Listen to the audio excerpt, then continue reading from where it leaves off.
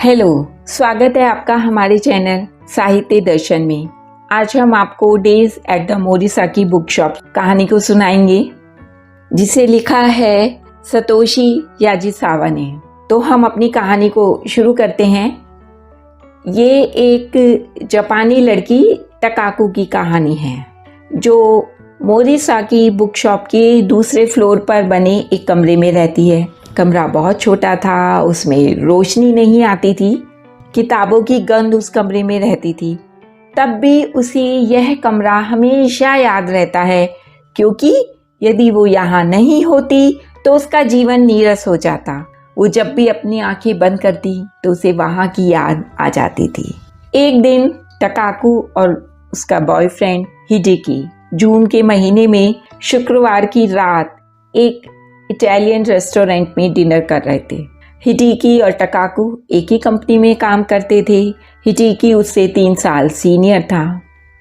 तभी उसका बॉयफ्रेंड उसे बहुत आराम से बताता है कि वो विवाह कर रहा है।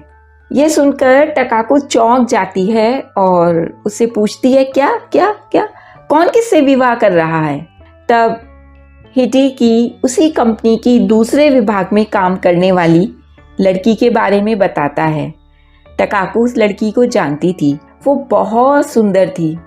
उसे आश्चर्य हो रहा था कि वो उस लड़की के साथ लगभग 2.5 साल से ज़्यादा से साथ है और उसे शक भी नहीं हुआ। हिडेकी और उसकी न्यू गर्लफ्रेंड दोनों एक दूसरे के पेरेंट्स से मिल चुके थे। हिडेकी अपनी शादी के बारे में बताता है और मुस्कुराते हुए उसे कहता है कि हम कभी भी मिल सकते हैं। अपने अपार्टमेंट में अकेले में तकाकू के आंसू निकल आए। उसने लाइट नहीं जलाई, बस रोती रही। सबसे बुरी स्थिति यह थी कि उसे हिडेकी को रोज ऑफिस में देखना पड़ता था, चाहे वो अब हिडेकी से कितनी भी नफरत करती थी। उसने खाना छोड़ दिया था, बहुत कमज़ोर हो गई थी। ऑफिस में भी काम करते हुए उसे रोना आ जाता था। किसी तरह 2 हफ्ते निकलने के बाद उसने त्याग पत्र दे दिया। हिडेकी ने कहा, तुम जॉब छोड़ रही हो, फिर भी हम डिनर पे मिल सकते हैं। उसके पास अब जॉब और बॉयफ्रेंड दोनों ही नहीं थे। तकाकू कयूशू से टोक्यो में काम करने आई थी। उसने किसी लोकल कॉलेज से ही पढ़ाई की थी। वो शहर में ऑफिस वालों के अलावा किसी को नहीं जानती थी। उसने अपने आप को एक कमरे में बंद कर लिया था। सारा दिन सोती रहती थी। ऐसे लगभग 1 महीना निकल गया। वो फ़ोन भी नहीं लेती थी। बाहरी दुनिया से उसका कोई संपर्क नहीं था।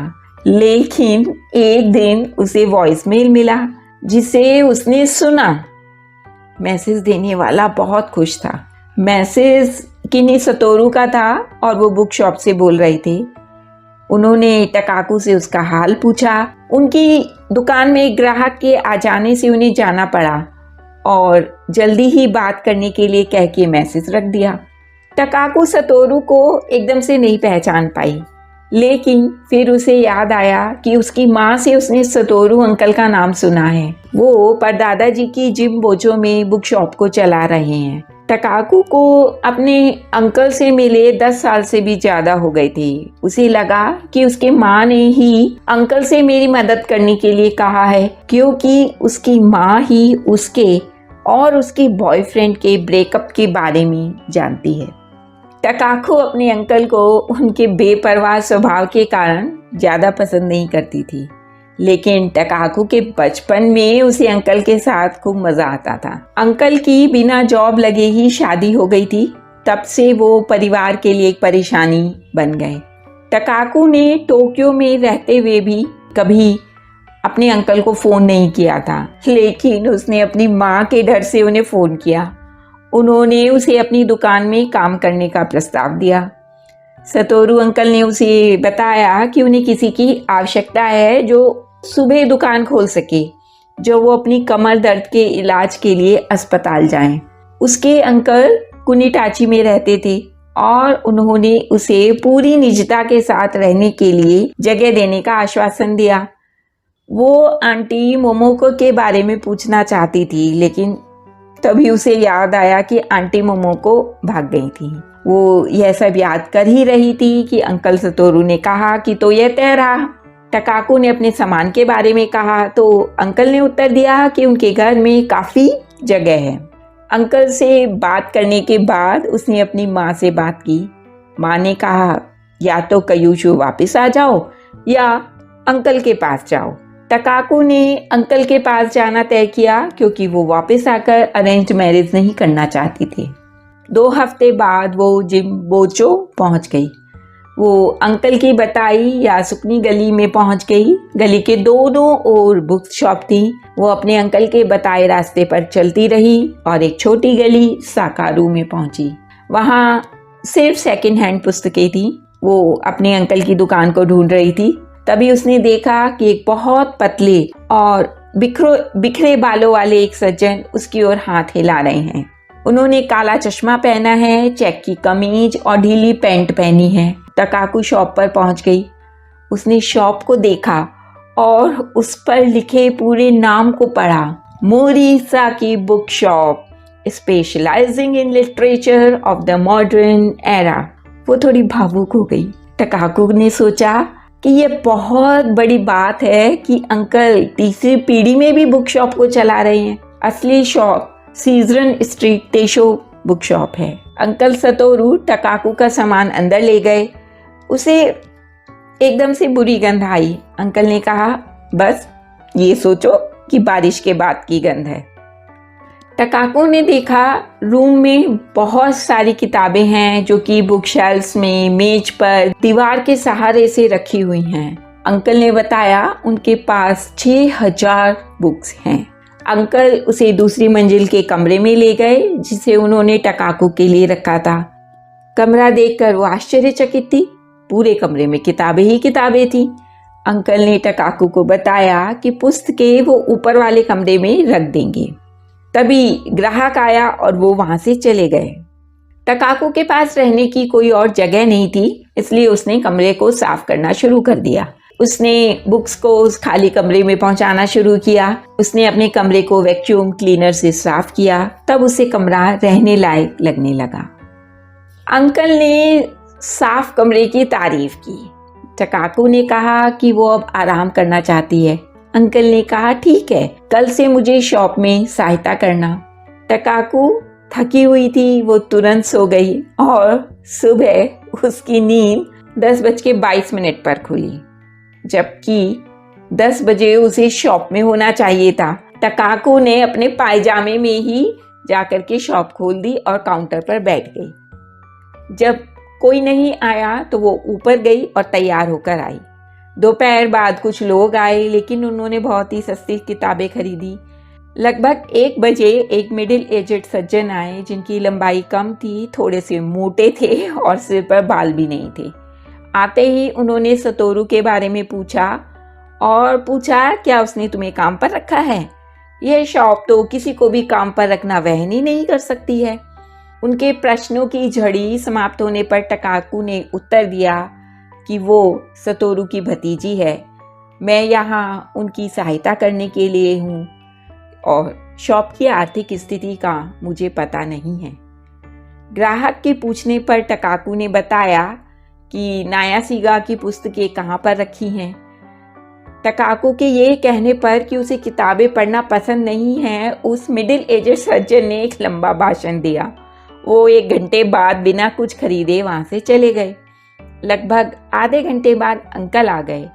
टकाकू ने उन्हें उस मिडिल एजेड सज्जन के बारे में बताया तो अंकल ने कहा अरे वो तो साबू है और पुरानी किताबों का बहुत शौकीन है। अंकल ने यह भी बताया कि अब लोग सेकंड हैंड किताबें खरीदना पसंद नहीं करते हैं। अंकल ने टकाकू को किताबें पढ़ने के लिए प्रेरित किया। टकाकू की रोज की दिनचर्या थी सुबह शॉप खोलना और शॉप में बैठे रहना, तब तक जब तक उसके अंकल दुकान पर आए। अंकल शॉप पर आने के बाद सबसे पहले अकाउंट लेजर देखते हैं, फिर ऑनलाइन ऑर्डर और सबसे बाद में यदि किसी से फ़ोन पर बात करनी है तो वो करते हैं। अंकल के अनुसार बुक सेलर्स का नेटवर्क और आपका उनसे व्यवहार ही नई बुक्स को शॉप में लाने में सहायक होते हैं। मोरिसाकी बुक शॉप पर ग्राहक अपनी बुक्स भी बेचते हैं और कभी कभी बुक स्टोर यूनियन किताबों की नीलामी करती है, तब भी शॉप के लिए बुक्स मिल जाती हैं। टकाकू को अपने दादा की तुलना में उसे अपने अंकल का स्वभाव बहुत नर्म लगा। एक दिन अंकल उसे सोने वाली दानव कहते हैं और सलाह देते हैं कि उसे बाहर भी निकलना चाहिए।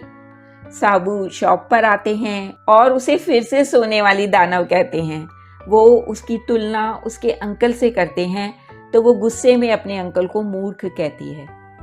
साबू कहते हैं कि वो मूर्ख ही दुकान को बचाने वाला है। साबू टकाकू से यह सब अंकल से पूछने के लिए कहते हैं। एक रात टकाकू सो रही थी। उसके अंकल ने उसे आवाज़ दी और बाहर चलने के लिए कहा। टकाकू के मना करने पर उन्होंने कहा, यदि तुम्हें वहाँ अच्छा नहीं लगे तो तुम मुझे 300 बार मार सकती हो। अंकल टकाकू को लेकर एक कॉफ़ी शॉप सेवर पहुँचे जो कि मोरिसाकी शॉप के बिल्कुल पास थी। उस कॉफ़ी शॉप का मालिक बहुत सभ्य और मिडिल एजेड थे। अंकल ने टकाकू को बताया कि यही उनकी जगह है। उन्होंने अपने और टकाकू के लिए कॉफ़ी का ऑर्डर दिया। कॉफ़ी शॉप में बहुत शांति थी, बहुत सॉफ्ट रोशनी थी, अच्छा पियानो संगीत बज रहा था। टकाकू को वहाँ बहुत अच्छा लगा। तभी टोमो कॉफ़ी लेकर आई। सतोरू ने उन्हें टकाकू से मिलवाया। अंकल ने बताया कि टोमो मोरिसाकी बुक शॉप की ग्राहक है। वो अक्सर बुक लेने आती है। टोमो टकाकू की ही हम उम्र थी। अंकल ने टकनो को आवाज़ दी। वो किचन में एक ट्रेनी की तरह काम कर रहा था ताकि वो अपना कैफ़े खोल सके। सतोरू ने उसे टकाकू को कभी भी डेट पर ले जाने के लिए कहा। अंकल सतोरू कैफ़े में बहुत लोकप्रिय थे। टकाकू को भी कैफ़े जाकर बहुत अच्छा लगा। वो और उसके अंकल बहुत देर तक इधर उधर घूमते रहे। अंकल सतोरू टकाकू से थोड़ा आगे चल रहे थे। उसे अपने बचपन की याद आ गई जब वो दोनों साथ में खेलते थे। चलते चलते टकाकू ने अपने अंकल से पूछा कि जब वो उसकी आयु के थे तब वो क्या करते थे। अंकल ने बताया कि वो बुक्स पढ़ते थे और पैसे बचाकर विदेश में घूमते थे। अंकल ने कहा कि वो स्वयं से दुनिया को देखना और जानना चाहते थे। टकाकू के नौकरी करने के बारे में पूछने पर अंकल ने कहा कि मैं अपने जीवन को स्वयं जीना चाहता था। हमारा जीवन सिर्फ हमारा है। अंकल टकाकू को बताते रहे कि जब वो लगभग 20 वर्ष की आयु के थे, अपने हिसाब से जीवन जी रहे थे। उनके पिता का देहांत हो गया और उन्हें दुकान संभालनी पड़ी। टकाकू ने पूछा, क्या आपको दुकान संभालने का दुख है? उन्होंने उत्तर दिया, नहीं, एक पुस्तक प्रेमी के लिए इससे अच्छा क्या हो सकता है। उन्होंने टकाकू को स्पष्ट किया कि यह वो नहीं है जो मैं करना चाहता था। कभी कभी हम जीवन से क्या चाहते हैं यह जानने के लिए बहुत समय लगता है। अंकल सतोरू ने समझाया कि कभी कभी जीवन की लंबी यात्रा में थोड़ा रुकना भी चाहिए, फिर आगे बढ़ना चाहिए। टकाकू ने आंटी मोमोको के बारे में पूछा तो अंकल ने कहा, हम दोनों का जीवन के प्रति दृष्टिकोण एक सा था, इसलिए ही हम मिले थे। मैं सोचता था कि हम साथ साथ रहेंगे, लेकिन ऐसा नहीं हो पाया। मैं अभी भी उसके सुखी रहने की कामना करता हूँ और उसे प्यार करता हूँ। उस रात टकाकू सो नहीं पाई। उसने टीवी देखना चाहा, लेकिन इसके लिए उसे किताबें हटानी पड़ती। तब उसने बुक पढ़ने का सोचा, लेकिन उसे कुछ समझ नहीं आया कि कौन सी बुक पढ़े। तब वो किताबों के ऊंचे बंडल के सामने खड़ी हो गई। आंखें बंद करके उसने एक पुस्तक निकाल ली। वो किताब सोशिमुरो की थी, जिसका शीर्षक until the death of the girl था। उसने किताब पढ़नी शुरू की और वो उस किताब में खो गई। उसने सारी रात किताब पढ़ी। उसने अपने अंकल को किताब के पढ़ने के बारे में बताया तो सतोरू अंकल बहुत खुश हुए। अब टकाकू को पुस्तक पढ़ना बहुत पसंद था। वो एक के बाद एक पुस्तक पढ़ती गई। उसे पुस्तक पढ़ने से बहुत अच्छा लगता था। टकाकू ने बहुत ज़्यादा सोना बंद कर दिया था। अंकल की शॉप आने के बाद वो अपने कमरे में या फिर कैफ़े में पुस्तक पढ़ने चली जाती थी। टकाकू अब रोज़ बाहर सैर करने भी जाती थी। से वो अपने आसपास को जानने लगी थी। उसे पता चला कि सभी बुक स्टोर अलग अलग किताबें बेचते हैं। जैसे कोई ऐतिहासिक किताबें बेचता है, कोई उपन्यास बेचता है, कोई फिल्म पत्रिका बेचता है आदि। उसे वेलकम स्टोर के मालिक से पता चला कि यहाँ 170 बुक स्टोर हैं। टकाकू अक्सर सेवर कॉफ़ी शॉप में जाती थी। उसकी दोस्ती टोमो से हो गई थी। टोमो जापानीज साहित्य में पहले साल की विद्यार्थी थी। उसे लेखकों के बारे में बहुत जानकारी थी। वो कभी पुस्तक खरीदने मोरिसाकी बुक शॉप भी जाती थी और कभी टकाकू से मिलने। दोनों टकाकू के कमरे में चाय पीते और बहुत बातें करते। टोमो को टकाकू का कमरा बहुत पसंद था क्योंकि वहाँ हर तरफ सिर्फ किताबें थी। उसने टकाकू को कोने में कुछ फूल लगाने की सलाह दी। एक दिन टकाकू के पूछने पर टोमो ने बताया कि वो जब मिडिल स्कूल में थी तब बहुत शर्मीली थी। तब उसने ओसामू डजाई की पुस्तक स्कूल गर्ल पढ़ी। बस तभी से बुक पढ़ने का सिलसिला शुरू हो गया। एक दिन दोपहर में टकनो, जो कि सेवर कॉफ़ी शॉप की रसोई में काम करता था, वो आया और उसने टकाकू से पूछा कि क्या टोमो का कोई बॉयफ्रेंड है। टकाकू ने कहा खुद ही पूछ लो। टकनो ने कहा यदि तुम यह कर दोगी तो वह टकाकू की कॉफ़ी के रिफिल के पैसे वो देगा। वो हाँ कह देती है। टकाकू टोमो से पता करती है कि उसकी पसंदीदा रंग पर्शियन ब्लू है, उसका पसंदीदा जानवर डोरमास है, उसका पसंदीदा नेबरहुड जिम्बोचो है। टकाकू यह सब टकनो को बताती है।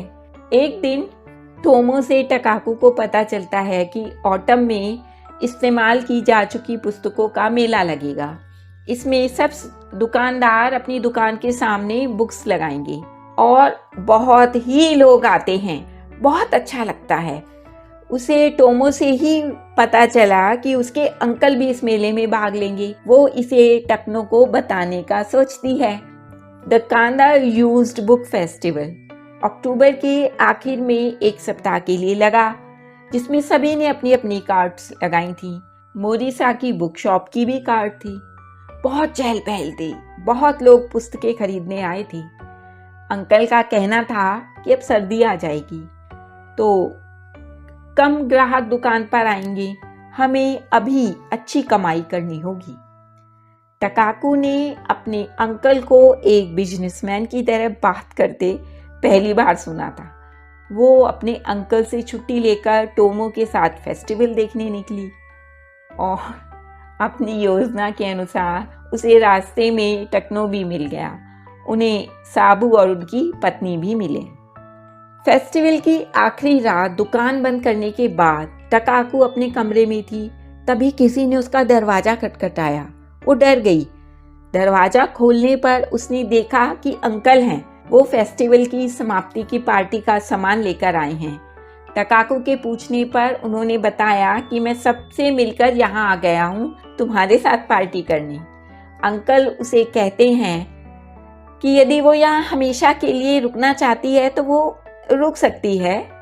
टकाकू उनसे इतने प्यार का कारण पूछती है तो वो उसे कहते हैं कि तुम मेरे लिए एक परी हो जिसने उन्हें बचाया है। टकाकू से इतने प्यारे शब्द किसी ने नहीं कहे थे। वो अंकल से पूछती है कि कैसे। तब उन्होंने बताया कि जब वो किशोर थे वो बहुत अकेला महसूस करते थे, चाहे घर हो या स्कूल।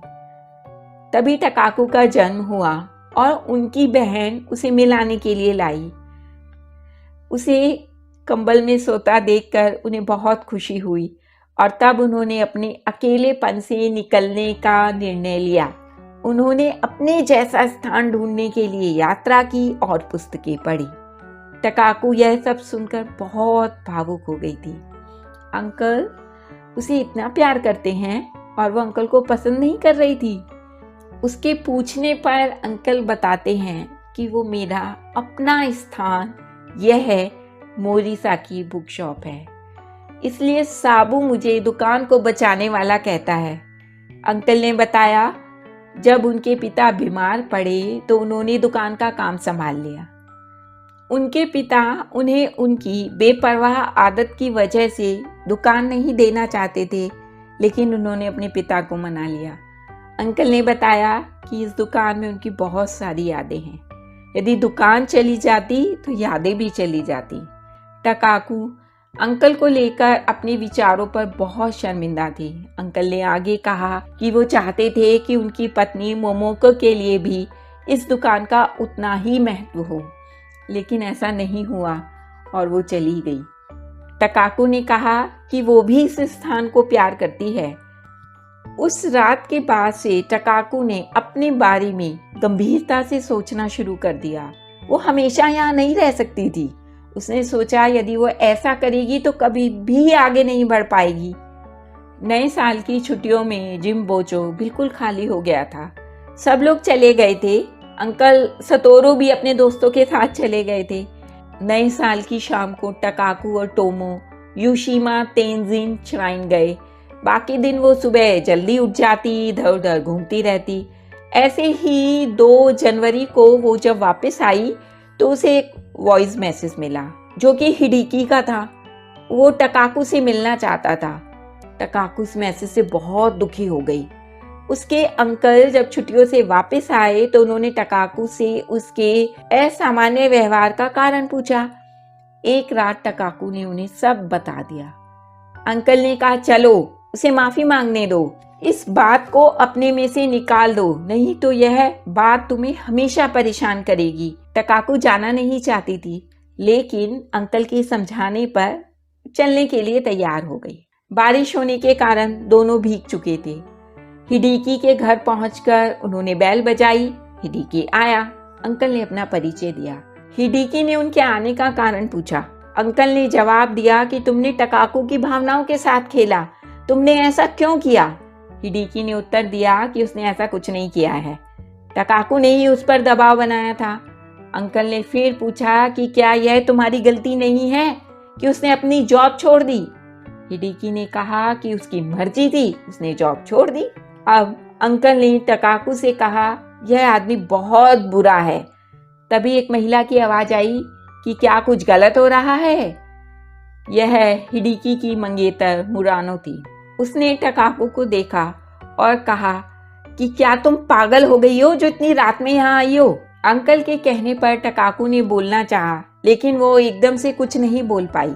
अंकल के प्रोत्साहन देने पर उसने कहा मैं यहाँ आई हूँ कि तुम माफी मांग सको। तुमने मुझसे, मेरी भावनाओं से खेला, लेकिन मैं ऐसी नहीं हूँ। मैं एक इंसान हूँ, मेरी भी भावनाएं हैं। तुम्हारे लिए मैं शायद सिर्फ एक औरत थी जिसका तुमने फायदा उठाया। क्या तुम ये जानते हो कि तुमने मुझे कितना दुख दिया? अंकल ने अपनी बाहें टकाकू के गले के चारों तरफ डालते हुए कहा तुमने ठीक बोला। फिर उन्होंने हिडिकी से कहा इसने सब कुछ सच बोला, अब तुम इसे क्या कहना चाहते हो? हिडिकी ने कहा मेरे पास आप जैसों की बातें सुनने के लिए समय नहीं है। अब आप लोग जाओ, नहीं तो मैं पुलिस को बुलाऊंगा। यह कहकर उसने दरवाजा बंद कर लिया। अंकल अभी भी गुस्से में थे, लेकिन टकाकू ने कहा कि अब घर चलते हैं। मैं बहुत अच्छा महसूस कर रही हूँ क्योंकि मैंने आज पहली बार अपनी आवाज उठाई। इतना अच्छा मैंने कभी भी अपनी जिंदगी में नहीं किया। वो दोनों टैक्सी में बैठ गए। टकाकू सोच रही थी कि यदि उसे अंकल ने मौका नहीं दिया होता तो वह ऐसे ही पुरानी यादों में अटकी रहती। उसने अपने अंकल को धन्यवाद कहा और अंकल ने उसे गले लगा लिया। टकाकू बहुत खुश थी कि कोई है उसके पास जो उसे इतना प्यार करता है, जिसकी खुशी उसके लिए मतलब रखती है। टकाकू ने अब बुक शॉप को छोड़ने का निर्णय कर लिया था। उसे एक पार्ट टाइम जॉब मिल गया था। उसके अंकल उसे जाने देना नहीं चाहते थे, लेकिन टकाकू ने कहा कि मैंने अपने जीवन से मिली छुट्टियों का बहुत आनंद लिया। अब यदि मैं उस जगह नहीं गई जहाँ से मैं हूँ तो कभी भी उसे प्राप्त नहीं कर पाऊंगी। जाने से पहले उसने बहुत सारी बुक्स पढ़ी, शॉप और दूसरी मंजिल की बहुत अच्छे से सफाई की। बुक्स जो एक कमरे में पड़ी हुई थी उनको उसने ठीक तरह से लगा दिया। सभी रोज आने वाले ग्राहकों को उसने अपने जाने के बारे में बता दिया। साबू ने कहा कि तुम मेरे बेटे से शादी कर लो। टकनो और टोमो ने उसे पार्टी दी। वो तीनों टकाकू के कमरे में इकट्ठे हुए। टोमो ने बताया कि वो अपनी पुस्तक प्रेमी दोस्त को याद करेगी। टोमो ने कहा अगले साल बुक फेस्टिवल में जरूर आना। टकनो ने बताया कि वो टोमो को एक फिल्म दिखाने के लिए ले गया था। वो दोनों अभी एक कपल नहीं लग रहे थे, लेकिन दोनों के संबंधों में प्रगति थी। हिडिकी से टकाकू के झगड़े के बाद मुरानो हिडिकी की मंगेतर ने फ़ोन किया और दोनों कॉफ़ी शॉप में मिले।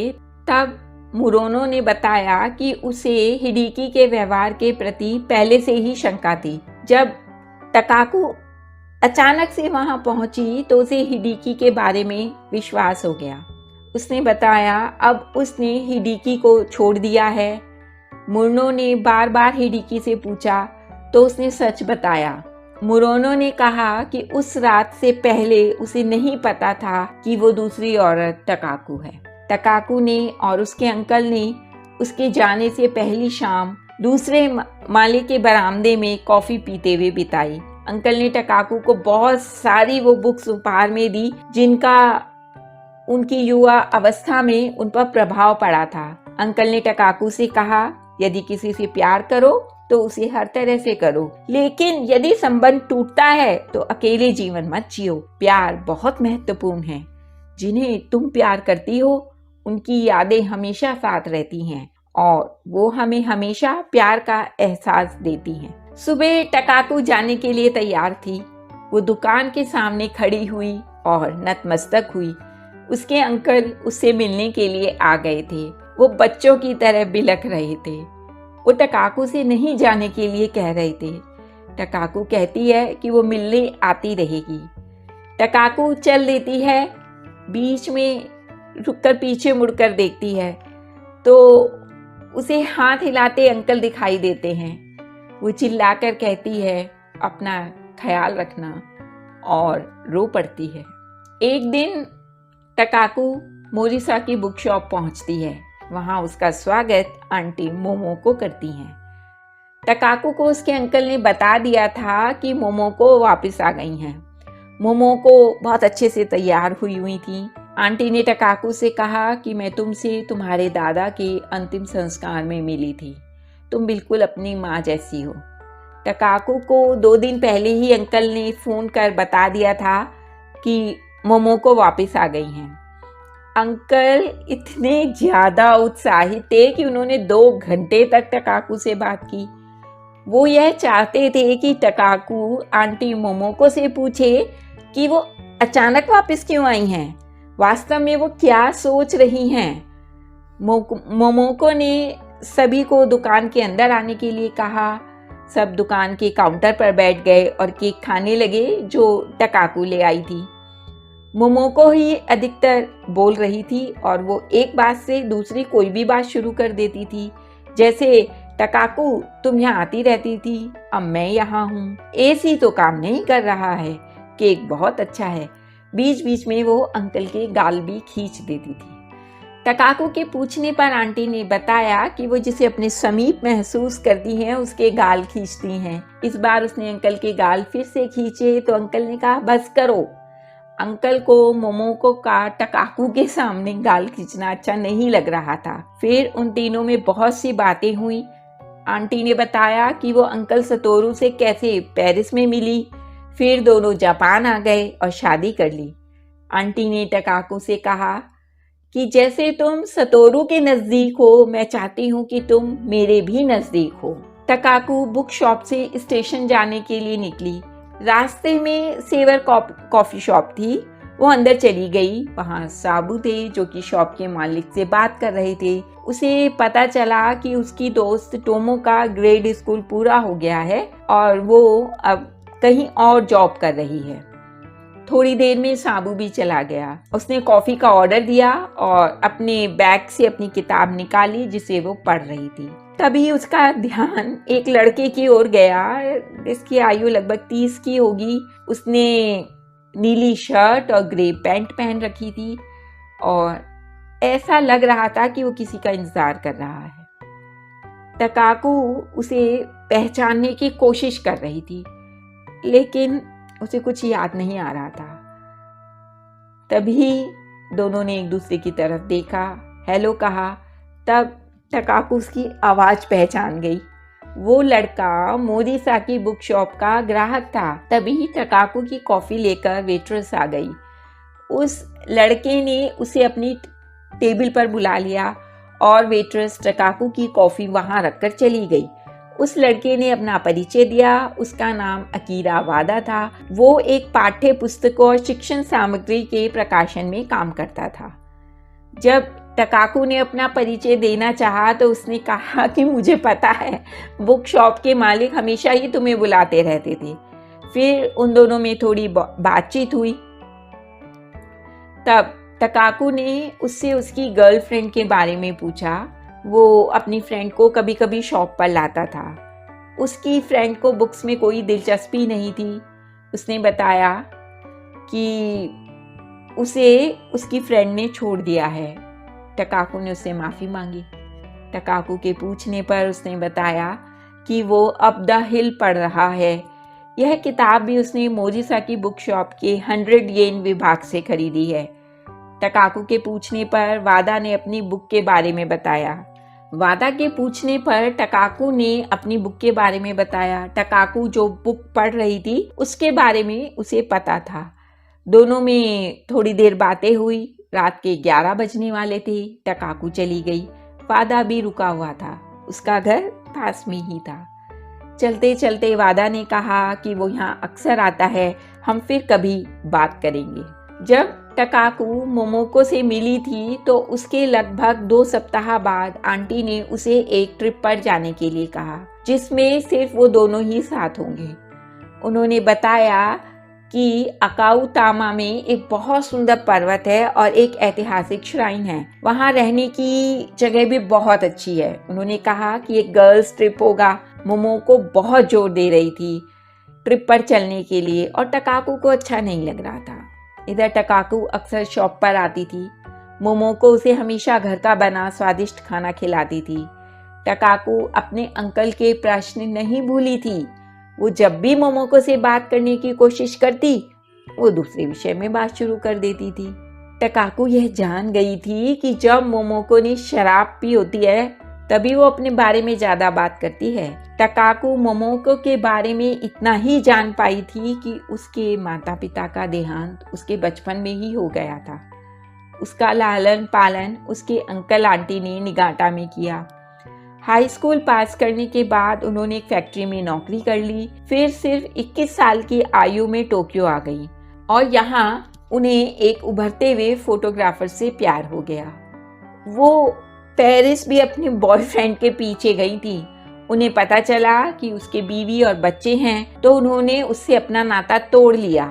वो अपना घर बसाने के लिए किसी और का घर नहीं तोड़ना चाहती थी। तब उन्हें अंकल सतोरू मिले और उनमें प्यार हो गया। मोमोको टकाकू के बार बार आने का कारण समझ गई थी। उसने टकाकू से कहा कि सतोरू ने तुम्हें यह करने के लिए कहा है। टकाकू ने कहा, आप क्या कहना चाहती हैं? मोमोको ने कुछ नहीं कहा, सिर्फ उसके गालों को खींचा। टकाकू और उसके अंकल दोनों ही मोमोको को समझ नहीं पा रहे थे।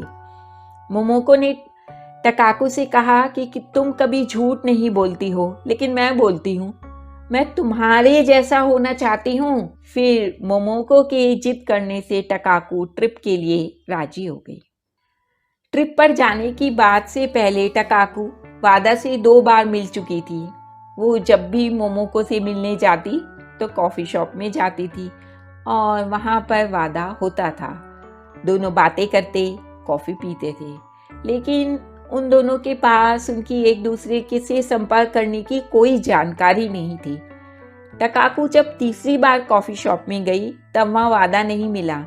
उसने शॉप के मालिक से पूछा तो उसने कहा कि वो एकदम चुपचाप बैठा रहता था। इतने में टकनो आया और उसने कहा कि वो तो टकाकू से मिलने आता था। तब टकाकू ने वो किताब अब द हिल पढ़ने का निर्णय किया जो वादा पढ़ रहा था। उसने वो किताब बुक शॉप में देखी थी। उसने वो किताब कुछ कॉफ़ी शॉप में और कुछ रात में घर पर पढ़ी। यह एक सैड कहानी थी, दुखी करने वाली कहानी थी, जैसा कि वादा ने बताया था।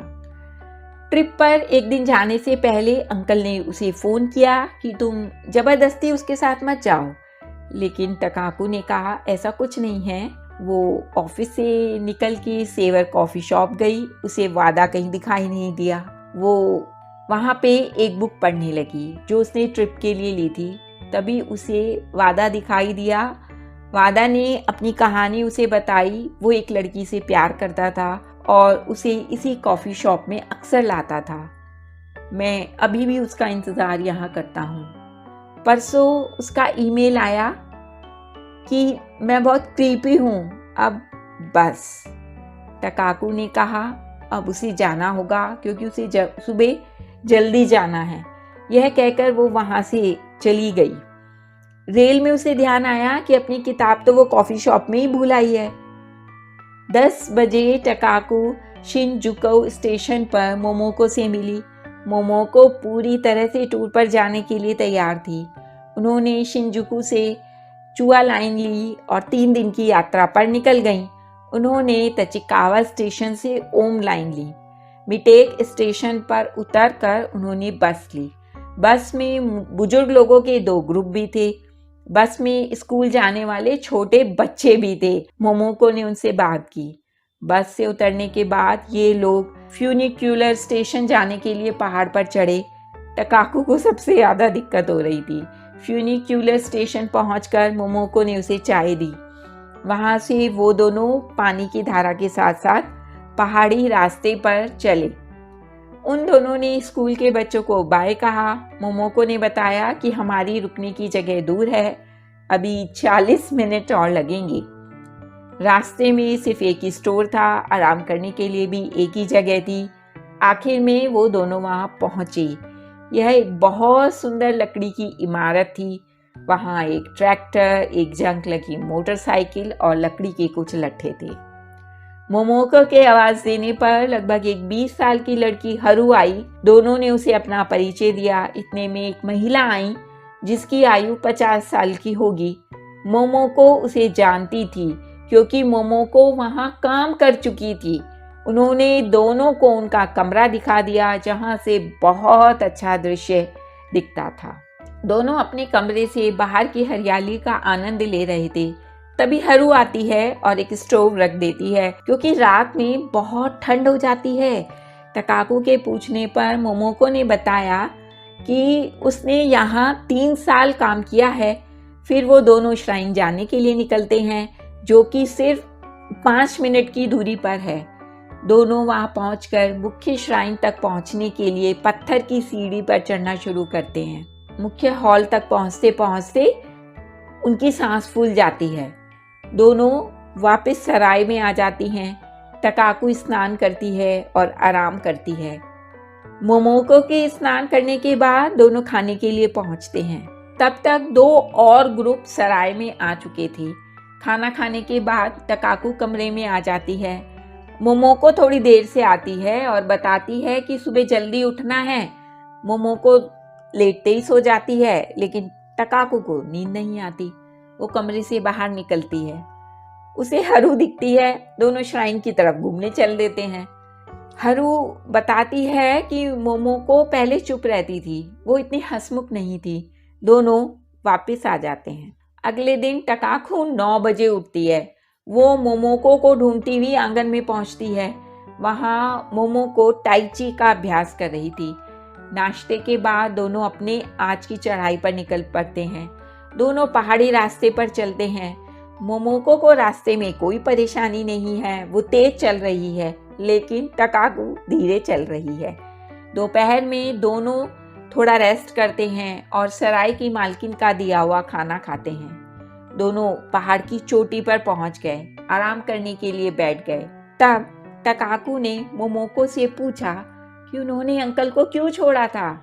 मोमोको ने कहा कि जिस लड़के से वो प्यार करती थी उससे वो गर्भवती हो गई थी, लेकिन उसका प्रेमी उससे खुश नहीं था क्योंकि उसकी पत्नी और बच्चे थे। यह सब मुझे बाद में पता चला। मैं किसी और की खुशी नहीं छीन पाई, मैं उस बच्ची को नहीं बचा पाई। तब मोमोको की मुलाकात सतोरू से हुई और उनकी शादी हो गई। उनके बच्चे नहीं हुए। वो एक बार गर्भवती हुई, लेकिन बच्चा पैदा होने से पहले ही मर गया। हम दोनों ने शॉप के लिए बहुत काम किया, लेकिन मैं अपने आप से जूझ रही थी। मुझे मेरा दुख खाए जा रहा था। ऐसी स्थिति में सतोरू के साथ रहना उसके साथ विश्वासघात था, इसलिए मैं वहां से चली गई। टकाकू को अब समझ आया कि मोमोको कितना दुख झेल रही थी। थोड़ी देर बाद दोनों वापस चल दिए। सराय पहुंचकर दोनों ने स्नान किया। दूसरी रात टकाकू ने मोमोको से उसके बीमार होने के बारे में पूछा, क्योंकि उसने पहाड़ पर जाते समय कहा था कि वो बीमार है। मोमोको ने बताया कि कुछ समय पहले उसका यूट्रस निकाल दिया गया है और डॉक्टर्स ने कुछ और भी इलाज किया है, उसे अभी भी अस्पताल जाना पड़ता है। उसने बताया कि सतोरू के पास जाने का फैसला उसने एक सपने के बाद किया। सपने में उसने देखा कि वो एक बोट चला रही है। वो पीछे मुड़कर देखती है तो सतोरू हाथ हिला रहा है। धीरे धीरे सतोरू दिखना बंद हो जाता है। तब उसे लगा कि उसे सतोरू से मिलना चाहिए। वो टकाकू को सतोरू को उसकी बीमारी के बारे में बताने से मना करती है। अगले दिन दोनों वापस आ जाते हैं। आने के 2 दिन बाद दोपहर से पहले ही अंकल का फोन आता है और वो बताते हैं कि तुम्हारे लिए एक पत्र है। टकाकू सब समझ जाती है कि मोमोको फिर से चली गई। टकाकू बुक शॉप पहुंचती है। रास्ते में टकाकू सोच रही थी कि पहले 5 साल तक मोमोको का पता नहीं था कहाँ है। फिर आई, अब फिर चली गई। यदि वो अंकल से वास्तव में प्यार करती है तो उसे उन्हें बताना ही चाहिए। शॉप पर पहुंचकर वो अंकल को सब बताती है। अंकल कहते हैं उसे मोमोको से सीधे ही बात कर लेनी चाहिए थी। टकाकू अपने अंकल से कहती है कि सिर्फ आप ही हैं जो उन्हें रोक सकते हैं। वो अपने अंकल से कहती है कि ऐसी जगह जहां मोमोको जा सकती है वहां आप जाइए। बहुत सोचने पर सतोरू को कुछ याद आता है और वो चले जाते हैं। टकाकू तब तक शॉप संभालने का काम देखती है। 1 महीने से टकाकू कॉफ़ी शॉप में नहीं गई थी, लेकिन आज मौसम ठंडा था। वो कॉफ़ी शॉप में गई। वहाँ पर वादा था। दोनों में बातचीत शुरू हुई। तब वादा ने अपने बैग से उसकी किताब निकाली और उसे दी, जो उसने कॉफ़ी शॉप में ट्रिप पर जाने से पहले छोड़ दी थी। वादा ने बताया कि दुकान के मालिक ने किताब लेने से मना कर दिया था क्योंकि वो तुम्हें नहीं जानते, इसलिए किताब उसने अपने पास रख ली और पूरी पढ़ ली है। टकाकू समझ गई कि दुकान के मालिक ने ऐसा क्यों कहा। यदि वो किताब रख लेते तो वो कभी भी वादा से दोबारा नहीं मिल पाते। वादा ने दोनों के लिए कॉफ़ी ऑर्डर की। एक दिन अंकल ने टकाकू को फ़ोन किया कि मोमोको तुमसे मिलना चाहती है। टकाकू उनसे मिलने के लिए चल दी। उस दिन अंकल को मोमोको एक मंदिर में मिली थी जहाँ उनका बच्चा हमेशा के लिए सोया हुआ था। अंकल उन्हें घर ले आए और वो ठीक हो रही थी। जब टकाकू दुकान पहुंची तो मोमोको और टकाकू दोनों ही गले लगकर भावुक हो गए। टकाकू ने कहा, बार बार मत जाओ, मुझे आपकी ज़रूरत है। एक दिन जब टकाकू बुक शॉप पहुंची तो वहां उसने साबू को पाया। वहीं पर मोमोको भी बैठी हुई थी। मोमोको ने अपने बाल काट लिए थे। मोमोको ने टकाकू से उसके बॉयफ्रेंड के बारे में पूछा। उसने कहा, आपको किसने बताया? मोमोको ने साबू की तरफ इशारा किया। साबू ने कहा, उसे कॉफ़ी शॉप के मालिक ने बताया। इतने में अंकल आ गए। मोमोको ने पूछा, क्या तुम जानते हो कि टकाकू का कोई बॉयफ्रेंड है? अंकल ने कहा कि यह तो तुम मुझे सीधे ही बता सकती थी। मोमोको ने टकाकू से कहा, तुमने अपना वादा तोड़ा, लेकिन मैं बहुत खुश हूँ। आज तुम्हारे लिए कुछ अच्छा बनाती हूँ। मोमोको और काकू दोनों ही बाजार चले गए। तो ये थी हमारी आज की कहानी। उम्मीद है आपको ज़रूर पसंद आई होगी। यदि आपको वीडियो पसंद आया है तो आप इसे लाइक कीजिए, शेयर कीजिए और हमारे चैनल को सब्सक्राइब कीजिए। धन्यवाद।